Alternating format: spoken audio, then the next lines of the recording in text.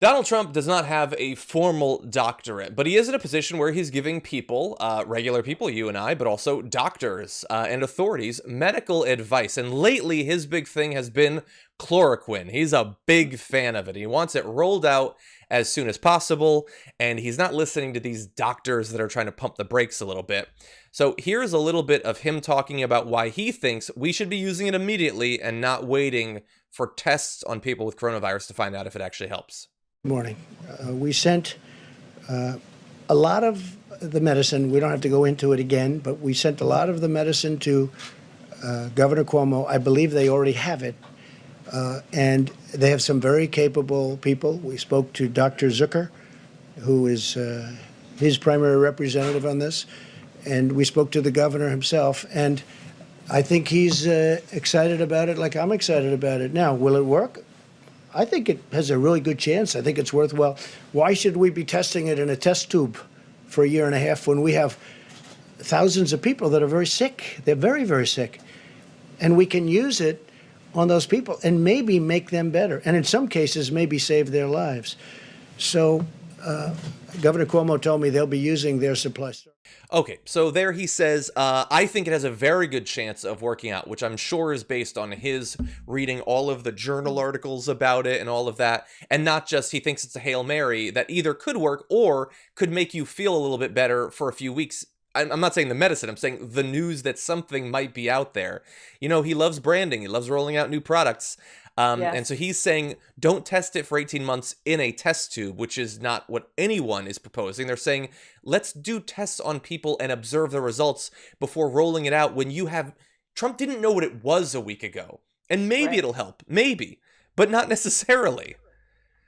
Anyway, so I want to give... Yeah, sorry. No. What are your thoughts? No, I just think that, like, once again... unfit. Like, this is a nightmare in which, you know, the nightmares where, like, you're driving in a car but you're in the back seat and you can't reach the wheel. It's exactly like that, except Donald Trump is also there. Yeah. It's bad. And like this entire thing is just, he is a commentator on our political life. He's a commentator. He is not a leader whatsoever. He doesn't even understand that he's actually a leader. And Yeah. I don't know whether, like, his supporters even watch these press conferences. Like, I don't imagine they do. I think his supporters Really? are just, I think they are signed up for his ideology of xenophobia and strongman BS. And I don't see how you could watch that and be like, oh yeah, I've total confidence. Maybe it will, maybe it won't. Love it. Who Like, knows? I love just that sort of open-ended direction when it comes to pandemics. Just like, give me options. And also, he doesn't appear to understand that, like, medicine isn't just it cures you or nothing happens. Medicine has side effects. Medicine can make you sick. Medicine can kill you. He doesn't seem to understand that. There are doctors in the room who do.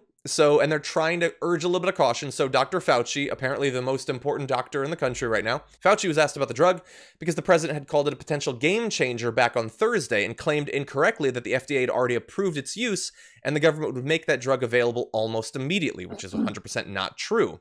Moments after the doctor had made it clear that there were anecdotal reports, but no clinical evidence that chloroquine might be effective or safe for patients with COVID-19, or could be used as a prophylaxis, as Trump had suggested, the president said, quote, I think without seeing too much, I'm probably more of a fan of that, more than anybody. When Peter Alexander of NBC News then noted that Fauci had made it clear that there's no magic drug for coronavirus, Trump said, I disagree. Maybe, and maybe not. I will say that I am a man that comes from a very positive school when it comes to, in particular, one of these drugs, and we'll see how it works out. I'm not saying it will, but I think people may be surprised. By the way, that would be a game changer. Hashtag we're doomed. Hashtag positive school.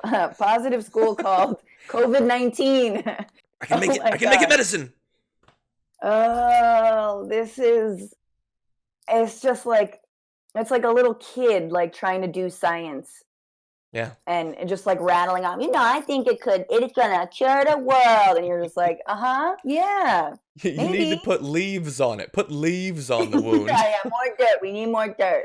Yeah, and By the way, here's, I guess, the dark consequence of him talking it up the past few days, potentially.